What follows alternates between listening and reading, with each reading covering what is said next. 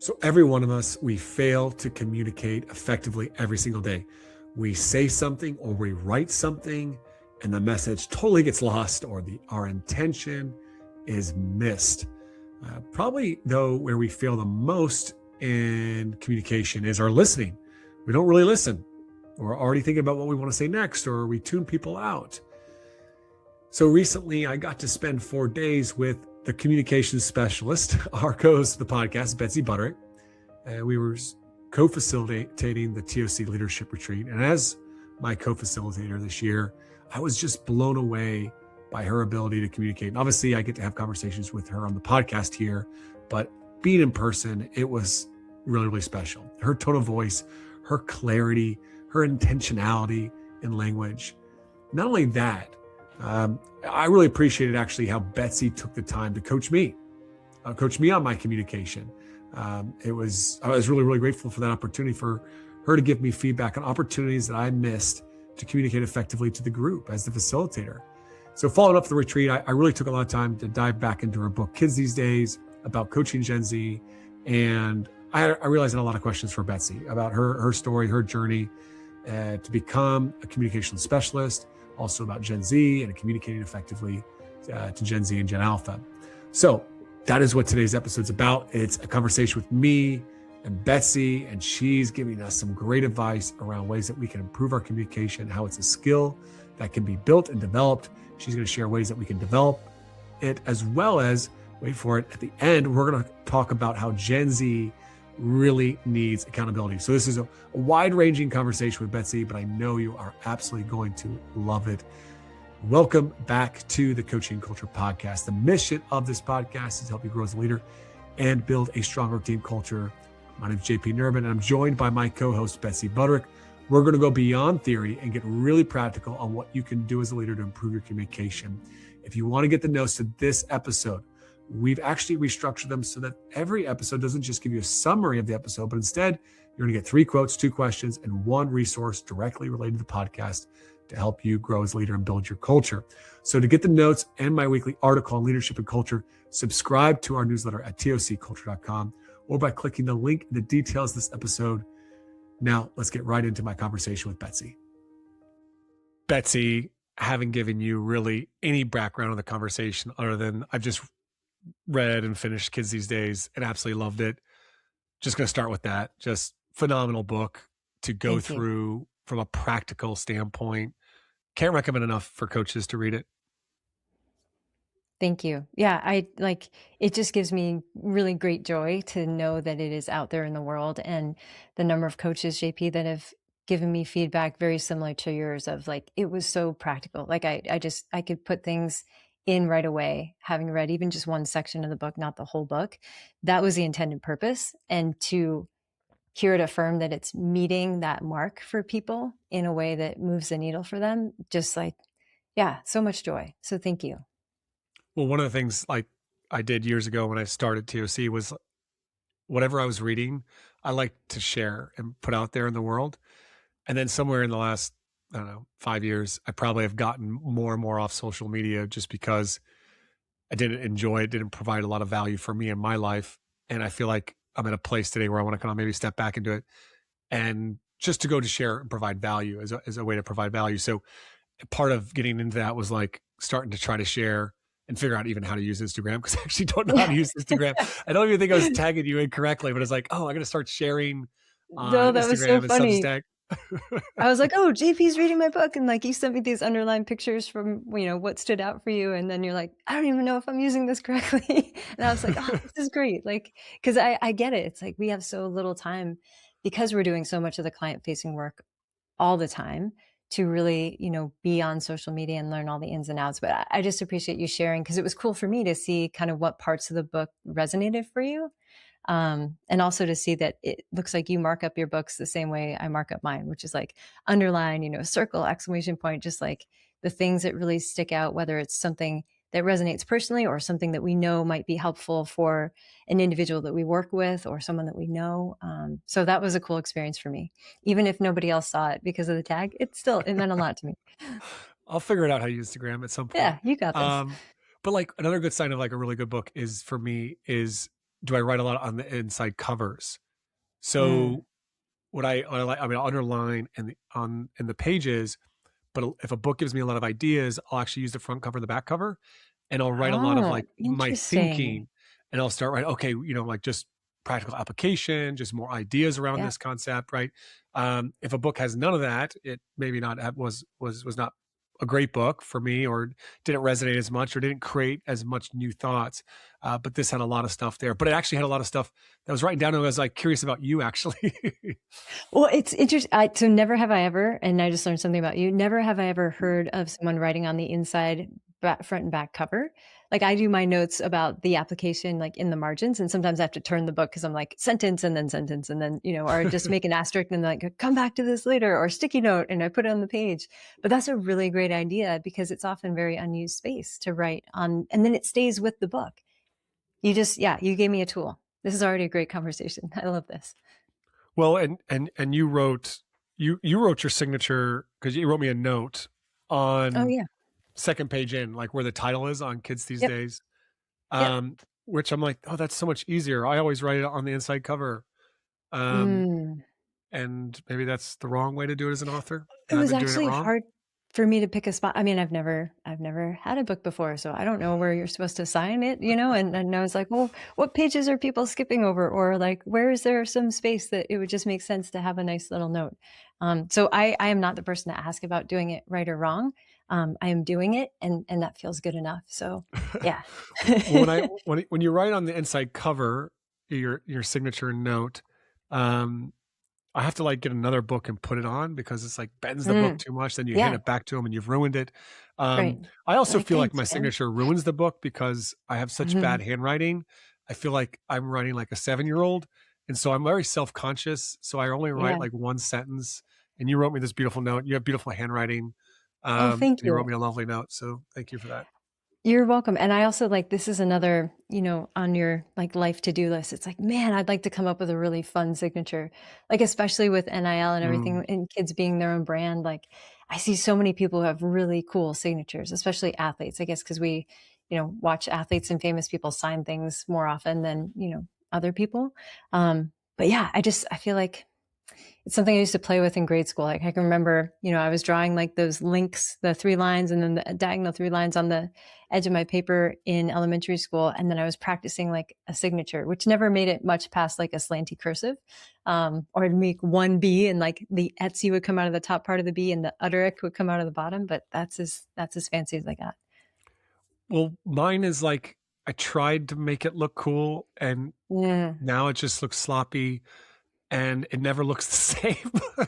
Like I'm sure if like, people started to forge my signature, they're like, actually, we don't even really know his real signature, so it could be Yeah. it. You're like, well, that's close enough. Yeah. Cool. All the You- people that are like have malicious intent that are listening rather they're like, identity theft, JP Nerbun, target him. Super easy. so we're recording this after the retreat that we did together, which was Yeah, the first time we actually got to spend time together in person. so fun. And the thing that came up for me that I wrote one of the things I wrote in the back cover of the book is how did she get so good at communication? Because like, Mhm. I shared this with you at the retreat with that we were co-facilitating. And it was like, you have a way with words and way with communicating that I almost feel like I'm reading a poem when I'm listening to you. Mm, Um, but like, I even just as the book is so much around effective communication and being intentional in your language so that the messages that you're trying to maybe communicate to Gen Z are received with the intention that you have them. I would say that will be one uh, big idea that I took from the book. But like you're really really good at your communication. It's not something you just write about how to be a good communicator. Like you actually, and people that listen to this podcast, they obviously know that you have a not just the sound of your voice, but it's just your language, the words that you use. I'm saying that as I stumble over my words, right? you're doing great. So yeah, I don't know, like that's a big question, but I'm just Mm. generally, were you always good at communication? Like did you have to really work on it? Like where did this all come from? Yeah, and I really appreciate that question because I don't think it's something I've spent a lot of time thinking about. Where it's come up is typically after a workshop, someone will say like, you're so articulate. Like, how do you do that? How do you, say exactly what you mean in real time, like when you're responding to a question? Mm, And the first thing I'll say is, I appreciate you saying, how did you get so good at communication? Because I think my wife would be like, how do you have this job when like we miscommunicate all the time? Like, how are you so bad at communication? So I'll say part of how I've gotten to the space that I'm in currently is by making mistakes and by being constantly curious. I think if I look foundationally, I grew up, one of the things that we were invited, I'm going to say invited versus that we had to do when we were mm, kids, my twin brother and I, was we always had a summer journal. So my mom would get mm, us these, like, the black and white, like very standard line pages journals. And every day we had to write for 1 page or 30 minutes a day. That was the rule. And I remember, I think we were in third grade, and that summer my brother had a page that just said, I hate this stupid journal. I hate this stupid journal. I hate this stupid journal. I hate this stupid journal. Like, he filled a page with just that. My mom was like, thanks. Well done, Chris. Like, now you can go play. So I think a love for language, for writing, for reading. I mean, we definitely grew up in a household where we were exposed to books from a very early age and constantly. And even when we mhm, weren't reading, we were, this was cassette tapes in the 87 Volkswagen Vanagon that we traveled in often, but we were listening to stories on tape. And so I think stories, storytelling, language was a big part of the environment in which I was raised. I mm, also, like, as someone who feels a lot of emotions, I remember as a kid not only liking poetry, but finding that writing poetry was a way for me to express what felt inexpressible. And I think I have that same relationship with music. Like, I love the lyrics to songs.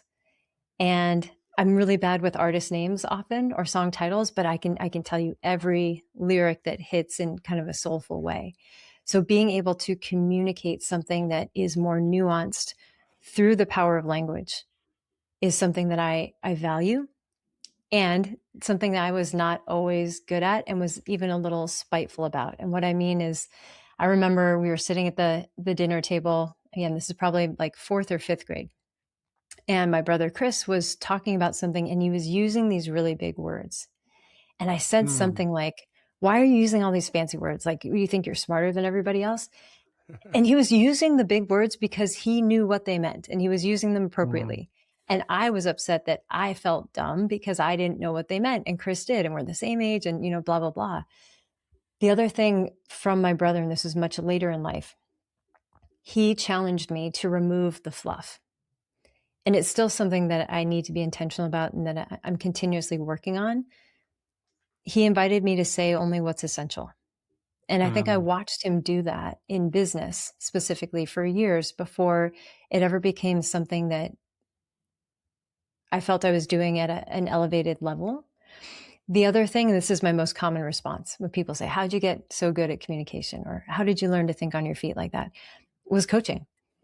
I mean, coaching gave me so many opportunities to practice public speaking, to practice communicating in a way that connects, to practice communicating in a way that affects some sort of behavior change.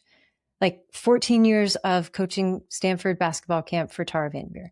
If you can hold the attention of 5 to 7 year olds, and there are 400 of them, you're probably going to learn a few things, right? So it's like just knowing your audience, yes, but also I have had a lifetime of opportunity to refine the way that I speak. And I've had, I mean, you can see like all the books behind me, like books are friends, and I love learning. And what I love, I'll say now, being a parent, my wife and I were talking about this the other day. Our 5-year-old, anytime we're reading a book or we're speaking and we say a word she doesn't know, she asks every time. And then 2 or 3 days oh, later, I'll hear that word come up and she's using it appropriately. We did not ask her to do that. We didn't teach her to do that. That's something that she does. And I think even though I don't remember being 5, that might have been something that I did as well. I love that she does it. She doesn't mm. just skip over it like, oh, I don't know what that is, which is also probably what I did as a young kid. It's like, yeah, just pretend like I know when my brother was talking. But she asks and she's I love curious about that. language. Yeah, me too. Do you still read poetry today? I do. I Really? do. Wow. Yeah, David White, like one of my favorite poets. Rumi, I've got like Mm. 10 books of Rumi. Yeah, Have you I've just read have you read Young Pueblo? He's not really yes, like a poet. You've read, yes, yeah, I love yes. Inward. Man, And when I say that's read, I follow on Instagram mostly, and yeah, oh, okay. and read there. Yes, but I have. That's the closest thing to poetry that I read. Oh yeah, Yeah, I just like few things about me, because I'm feeling a little insecure here. I I don't like poetry. I struggled. I want to like it. Like, I like the idea of liking poetry. yeah. I can't read out loud for longer than 5 minutes without like getting a headache. I don't know. Hmm. It's a big challenge. So like, even The Cat in the Hat, I Yeah. liked to avoid that book to the kids because it was like, that's a really long one. Let's pick a shorter Dr. Seuss. So like, we'll sit down and we'll listen to audiobook Yeah. together. And just listen to it together, because I struggle to read out loud. But Yeah. I taught English for 5 years in high school and secondary school. And I probably had the worst grammar of any English teacher ever, Mm. and am the one English teacher that actually, somewhat read the No Fear Shakespeare Romeo and Juliet just to make sure that I understood what it was saying. So I'm really, really bad sometimes with language. So yeah, but I was just curious Yeah. because you do have a way with words and intentionality in that, and I was wondering where the reps really came from. Yeah. Reading, writing, and speaking. Reading, writing, and coaching. I mean, let's be honest. Reading, writing, and coaching is where the reps came from. Um, I think about music as like poetry with sound. And I also like the opposite, like spoken word poets, the like that can use the rhythm. You're talking about Cat in the Hat, and I'm thinking about Mhm. some of the slam poetry I've heard or spoken word poetry I've heard that just like has a rhythm or like a musicality to it. Yeah, really interesting. It's okay if you don't like poetry. It's not for everyone. Yeah, and like I remember when I learned poetry didn't have to rhyme. I was like, "What? Like, what? We can say whatever we want. Like that just opens up, a whole world of possibilities." Um, Mhm. yeah, but thank you for that. Um, I don't know that I take a lot of time reflecting on my gifts, and I think that has, something to do with uh, a resistance to owning what a mentor once called like my greatness, Mhm. because I like, "Oh, it's not about me, or like I'm not that special." Like, just there's always been in me this like rejection or aversion to uh like the spotlight in a way, which Mhm. sounds strange because, I speak on all these stages, but it's like, but in those moments, it's not about me. Like I'm there to give something to people. And my focus is on them. Same thing with the book. It's like, people are like, "Oh, Yeah. I'm reading it and it sounds just like you." And I'm like, "Yay." That was the whole, point. But also like, this book isn't about me. Did I want to write a book? Yes. But I wanted to write a book because it was another way to be of service to people. And so when people love the book, I'm like, yes, that means it mattered for them, not like, yes, I'm a great author.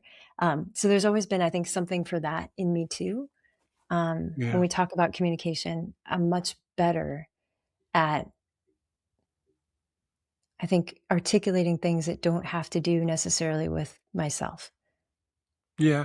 Well, you talk about it as a gift, but it's also a skill that you've cultivated too, right? From the reps, from the practice, from the Yep. reflection as you do that.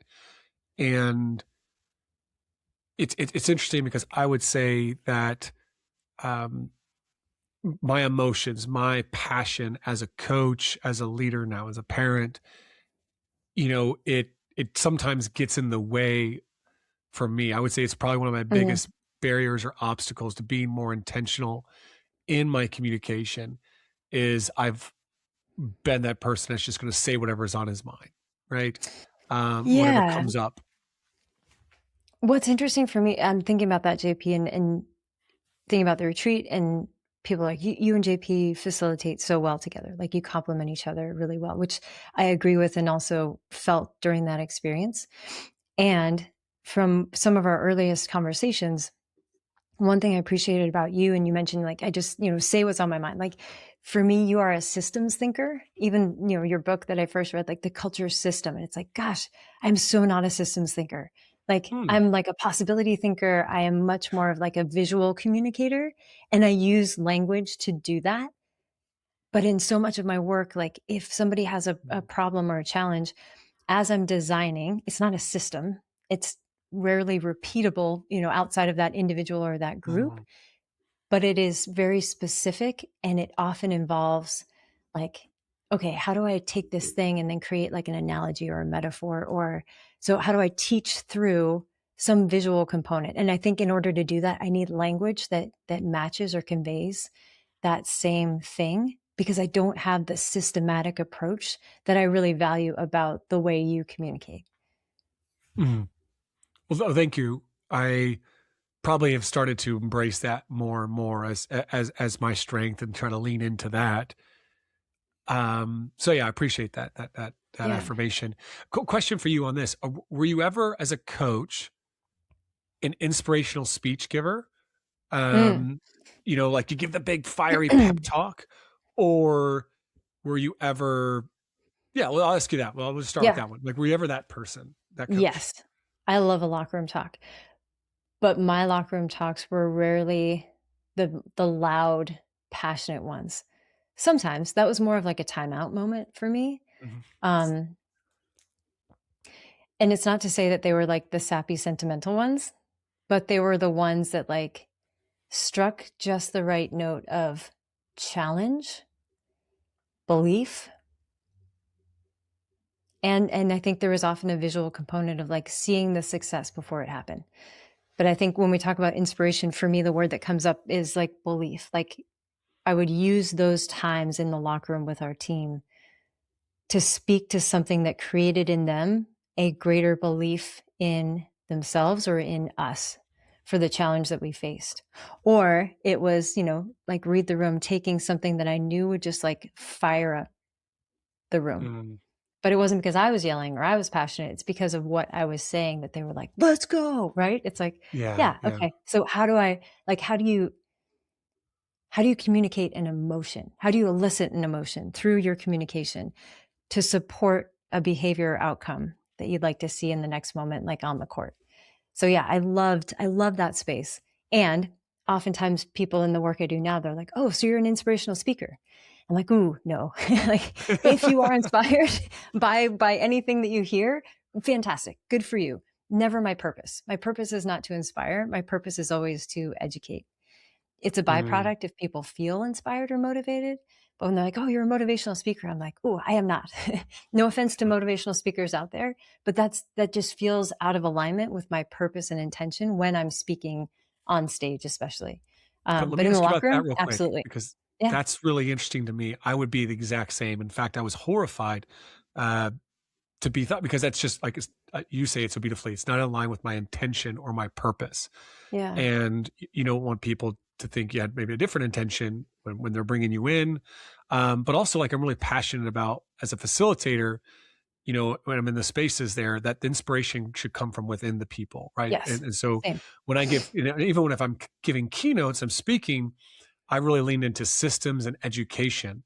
However, feel recently, and I'm be curious how you approach this, when you educate and give systems, I know my best ones, and when you're really getting well received, is when there is maybe bringing some passion, emotion.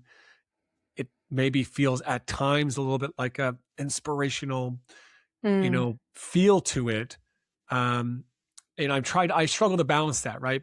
But I definitely know that there's times where I've been just going in there. I'm like, oh my gosh, that just felt so educational, mm, so JP systems. Let's go teach them all the things here, that mm, it didn't land as well as maybe those talks where I have maybe mm. tried to blend the two of those. So, I mean, do you bring that inspirational coach voice in when you're educating and teaching? It's interesting. So I'm thinking about like, where do these two worlds intersect most often? Like the former coach in the locker room and the educator, Mm, facilitator with purpose now. And I think a good example would be in some of the work that I do with a team like Maryland, where like I remember doing a session this year, probably January or February. We'd had a losing streak for a little bit and then had some great wins, especially on the road. But the session I'd done in between was about adversity. And there's a quote that I think says, adversity reveals who you are.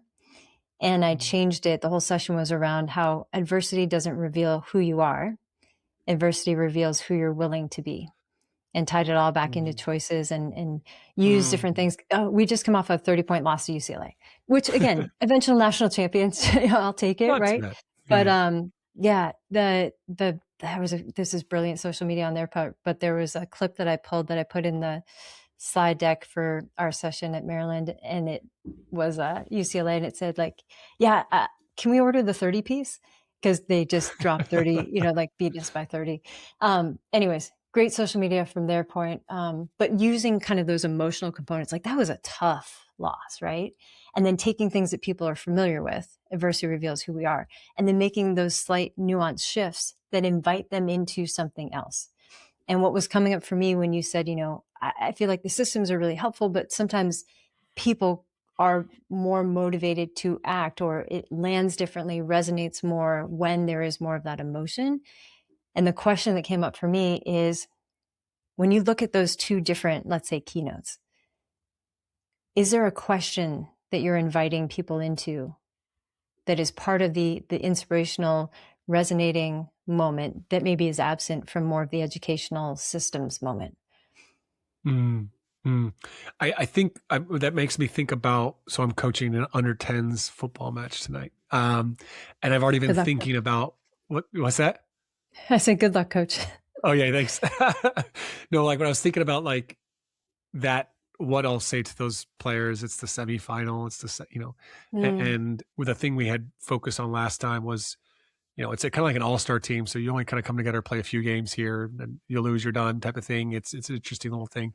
But like I gave them a little talk around compete together. Like if we just do those would be our values for this team. I just kind of pick those and we'll speak on those and talk about what it means to compete. So rather than just giving a talk on compete and together and educating them on, well, let me tell you the definition here. I tried to bring some passion and a little bit of fire into it, but I also gave them questions. I said, well, what does it mean to compete? And let's talk about that. And we had a conversation. And I said, well, what does that mean to do that together? And what would be some things that would get in the way? And then, left them a little bit of message. So I think, I don't know if is that kind of what you were talking about? Is like the question you're inviting them into?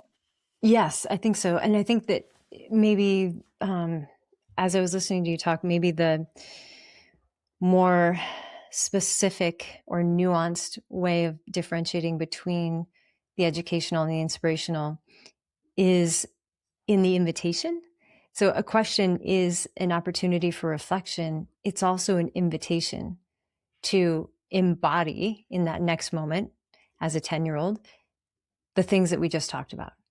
So I think for me, there's a little bit of like an emotional bridge, a challenge, a curiosity that doesn't stop with the answer to the question. It invites someone to reflect on like, what is the expression of that answer within me in the next moment? And I don't know if that feels true for you, but that was something that I was hearing as you were explaining with the 10-year-olds, what like some of the questions that you asked them. Yeah. No, 100%. That definitely feels very true. One other thing there, I asked you about the did you give inspirational kind of speeches?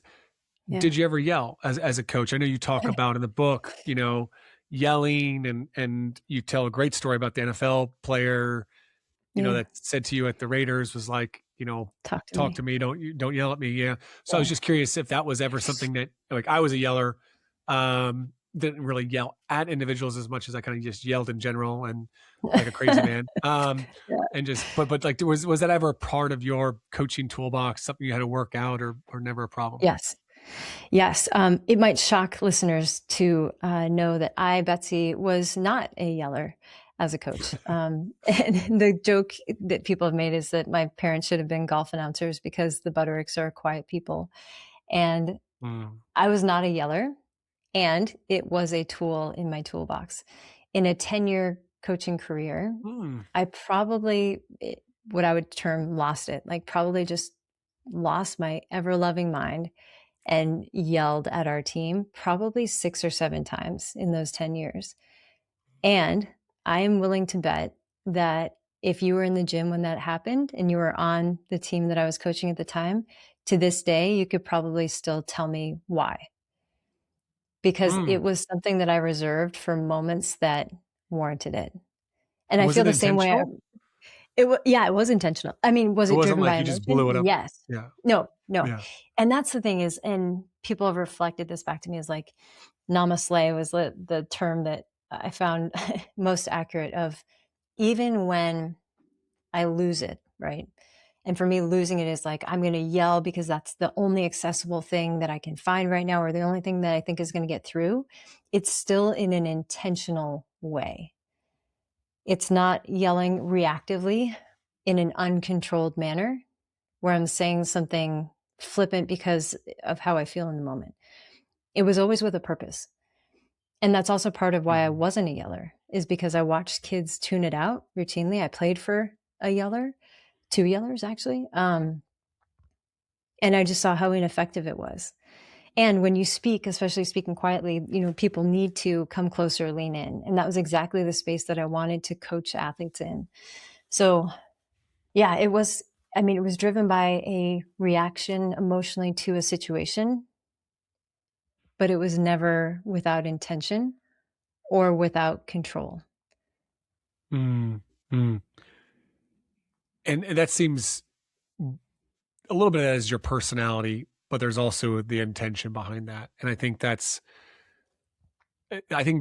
important to kind of draw a distinction for coaches, because I know that for years I was just like, that's just the way I am. Yeah. Like, and that I brought that to coaching, but you had a real intention. And the more I reflected on my coaching, the more I was like, no, actually, I don't really want this to be in my toolbox, or, Yeah. the unintentional blow up, whereas the Yeah. intentional firm conversation or yell is like you said, it could be there is some huge effect, but like that's a pretty crazy number. 10 years, seven times, right? Yeah. I'm thinking like the odds are forever in your favor. Growing up as a kid though, when my dad was mad, he rarely yelled. He got more quiet. Mm, And that was mm. when my brother and I were like, "Ooh, dad's pissed." Like if dad lowered his already, lower speaking tone and spoke very clearly and slowly, Mm, like that was scary. Like we knew we were in it when that mm, was dad's response. So having that modeled for me, I think, subconsciously influenced the way that I maybe express anger or frustration. Um, the other thing when you were, what did you say? You just said, when you said like, that's just who I am. Anytime I hear someone say, that's just who I am, what mm, immediately comes up for me is, no, that's who you've been. mm, mm, Because I think sometimes we are quick to say, that's just who I am, from less of a place of truly knowing yourself and more from either little experience reflecting on why you are and continue to be that way, and or a resistance or inability to feel that that part of you is something that can shift or change. Well, that's just the mm, way I am. It's like, okay, that's who you've been. You get to choose who you get to be in the next moment. Is this something that you want to change? Do you feel capable of making that change? What would be beneficial or detrimental about shifting the way you've been to show up differently in different contexts?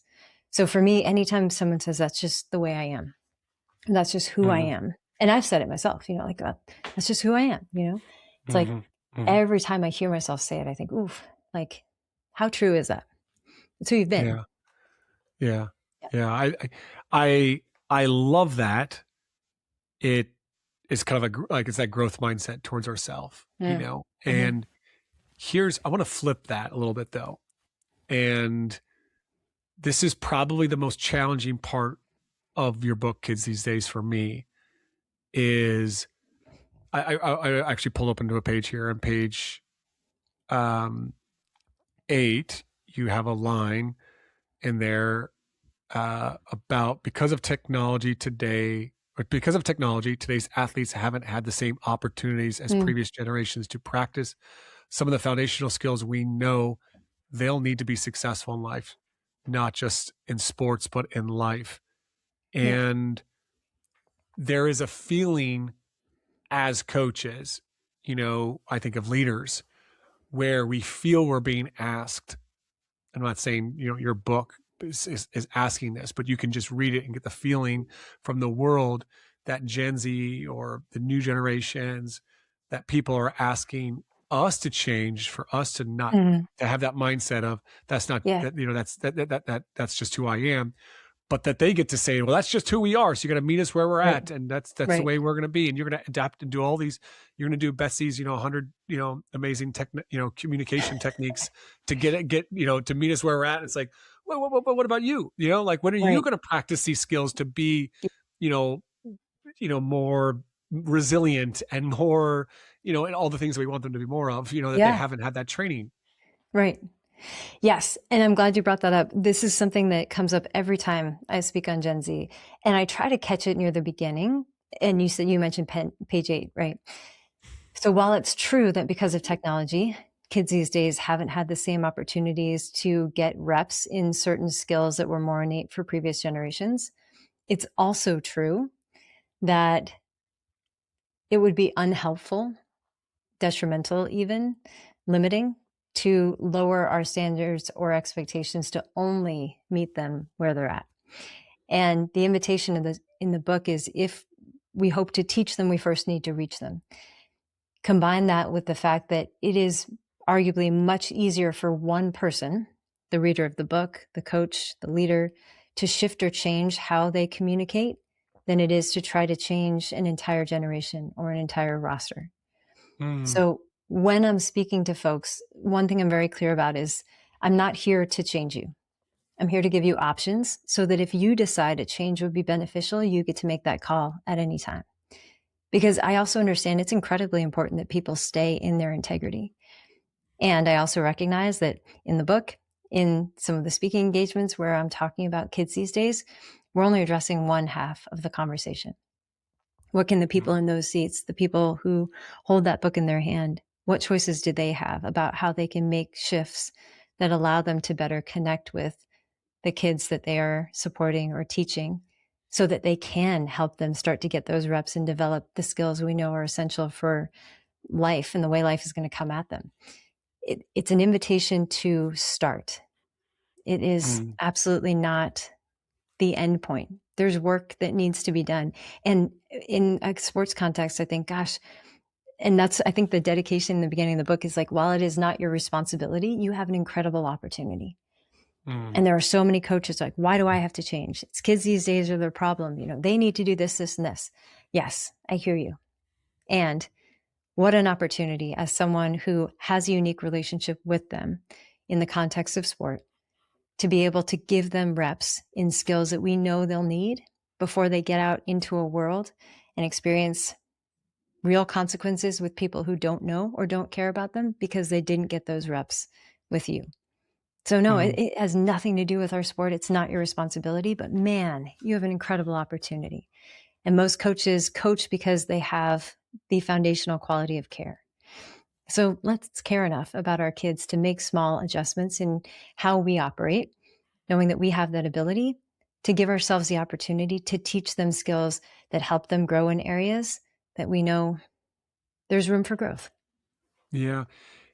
And this is, and I invite you to disagree with me on this aspect Yeah. here. I love that line around responsibility and opportunity. And the thing I think that is also sometimes absent for helping to bring about some of these changes is accountability, to add another Yes. abilities, because like Yes. I'm, So I'm many watching abilities. it. I have a lot of abilities, right? Yeah. Responsibilities, opportunities, and here we go. But like, I think this accountability aspect is, I was watching an elite team that I work with, consult with last night, and I felt the coaches were a little long-winded, Mm, to say the least. that's nice to see. Pre-practice, Yeah. post-practice, you're right. It's a little long-winded, right? That was some of my Yeah. feedback. Is like, okay, how can we have taken that 10 minutes and made more engaging? But whatever. But there was still attention. There was still focus. There was still respect. There was Hmm. I could see some of the players struggling to maintain that focus, but I could see an effort. Mhm. And there at the end of the day, there's accountability on the other end of that. Like if there isn't, it's such a highly competitive, selective team. It's like, good luck, like, Yeah. and, I think even in the workplace, you're seeing in certain cultures, certain teams, certain organizations, certain businesses can be more selective. But I've seen this, some of the teams that I've worked with in the corporate sector is just like, yeah, we're going to provide some support there, but if you don't make the mark, you're goodbye, and it's Yeah. like, and I just wonder, bring that down a level to, I'm coaching a youth team, or I'm coaching, a high school team or a college team, and, still having those accountability measures for, you know, athletes when they're not maybe meeting some of the standards you mentioned there. Yep. Yeah. There's really three things that come up for me in answer to that question, and all of them are in the book, right? So the importance of co-creation, in part to support the purpose of creating shared responsibility. And if we're going to create shared responsibility between the coach and the athletes, so it's never just one person's job to adapt to the situation, circumstance, individual, shared responsibility starts often with level setting expectations, clearly communicating expectations, creating shared understanding, most specifically around expectations. Because when we have clear expectations and shared understanding, now we get to create shared responsibility, which absolutely informs the way in which we can hold each other accountable. And I have a whole workshop because accountability, especially peer-to-peer accountability, is such a hot topic in Mm-hmm. today's sports world. There's so many different things that I'm playing with currently around, okay, how do we change the nature of those conversations from what they've been historically? Because one of my favorite questions to ask, especially in a live audience, is, raise your hand if you feel like accountability is important for individual or team success. Every hand goes up. And I've asked this in rooms with all different ages. Everyone understands that accountability is important. They put their hands down. Second question is, raise your hand if you've held someone accountable or someone has held you accountable, and for you that was not a positive experience. And by positive, I don't mean it didn't necessarily feel good. I mean, it didn't support positive change. It didn't feel helpful or productive. Almost every hand goes up. So what's that about? If we know it's important, everyone agrees. And yet most of us aren't having a positive experience with those kinds of conversations. For me, that's a massive opportunity to change the way that we are approaching accountability.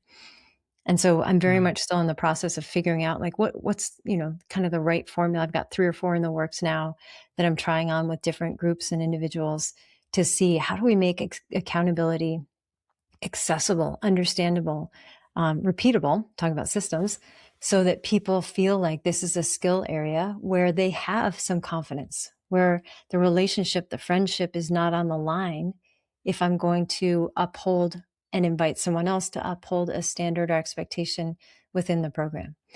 Mm. So yes, the accountability piece is critically important. And for me, co-creation, expectations, and creating shared responsibility are essential parts of accountability. It's interesting because we've done some of that with my son's team that I Hmm. help coach, and a group of 8-year-old boys. You get 30 of them, and it's absolutely a zoo. Hmm. And Yeah. I felt like we were trying all these strategies to get them to, let's be quick, let's be, we had talked about, how we're focusing on the benefits of listening. We'd done a lot of these things. And I remember 3 different occasions. Once I was observing a group of 6 and 7-year-olds at a ballet class. The second was I was observing a basketball practice that I brought my kids to, and they had more kids probably, and that is huge, and they were all listening there. And then I just was Mm. sitting in on a classroom, was like, man, these teachers can take 28 kids for 8 hours a day and get them to somehow focus and listen. Isn't Like that they amazing? Yeah. they do have the capacity. So I was Mhm. like, I actually asked one of the teachers when I was observing, I was like, how do you get them all to listen? And he's like, oh, we just don't move on until we're listening. Like we just don't tolerate it. I was like, oh, so I was like, I brought that back to our Mm. coaches. It was just like that. We can work to meet them where they're at, and we can try to improve and not talk for long periods of time. And we can And also still set the standard here, yes, work together to communicate why it's important, and then yes, hold it, enforce it. yes, yes. Um, yeah.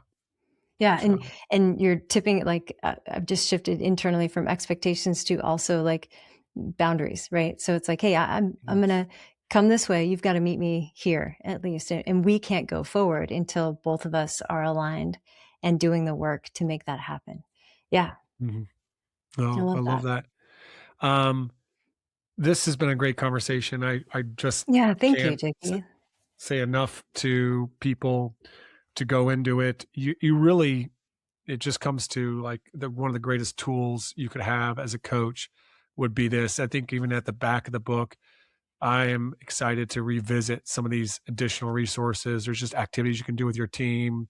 There's just really, really good stuff in there. So it's I very much, it's obviously like very, to me, you say you're not a systems thinker. I feel like it is in some ways. It's very practical, actionable, and often I would probably give it the compliment that a lot of people give my book, The Culture System, which is like, oh, I could use this book. I underline everything.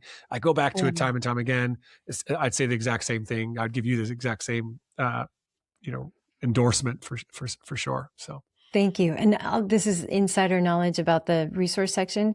There's a lot in there, and it was born out of my mom saying, "When do you think you'll write another book?" And it had been 2 years in the making. I was like, "God, never, probably." And she's like, "Why don't you dump, like, all the stuff that you feel like is really valuable into the back, and that way, if you never put out another book, at least, people have what they need." So, yes, the resource section is pretty lengthy. It's got some great stuff in there, but transparently, that was a selfish move of like, "Man, if I never read another book, like, how do I just share the best stuff that I know I've got right now?" But thank you, JP. I love this conversation. Like, I know we get to interview a lot of fascinating people that are making an impact in the world. And it was just nice to share this space to talk in a different way about something that really matters to both of us. So thank you. yeah, well, uh, you matter a lot to me in the friendship. So appreciate it, and just sharing a little bit about just how your journey into this space too with everybody. All right, that's it for today's conversation. If you haven't been a good communicator, that's just who you've been, right? You get to choose to be better. And if you want to improve your communication, your skills as a leader, well, one of the best places to do that is TOC Coach. It's our platform for coaches. It's not just online courses. It's a place to get coaching for myself as well as other top leadership coaches.